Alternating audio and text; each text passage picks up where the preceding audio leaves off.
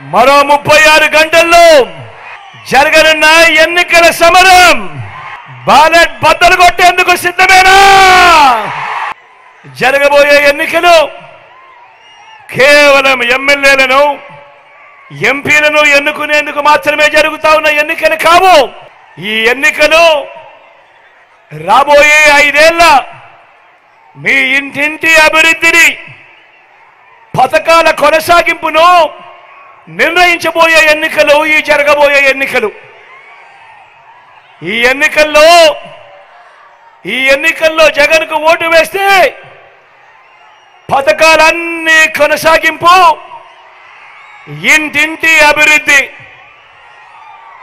అదే పొరపాటున చంద్రబాబుకు ఓటు వేస్తే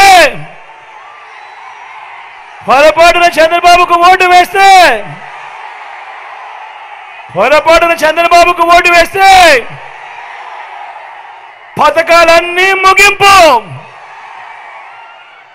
మళ్ళీ మోసపోవటమే. ఇదే చంద్రబాబు గత చరిత్ర చెబుతున్న సత్యం. ఇదే సాధ్యం కాని హామీలతో చంద్రబాబు గారు ఇచ్చిన మేనిఫెస్టోకు ఇదే అర్థం.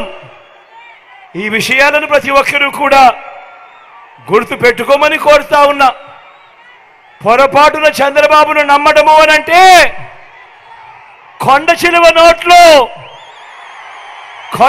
నోట్లో తలబెట్టడమే అన్నది ప్రతి ఒక్కరూ కూడా గుర్తు పెట్టుకోమని కోరుతా ఉన్నా. నేను ఇవాళ మీ అందరితో కూడా ఒకటి అడుగుతా ఉన్నా.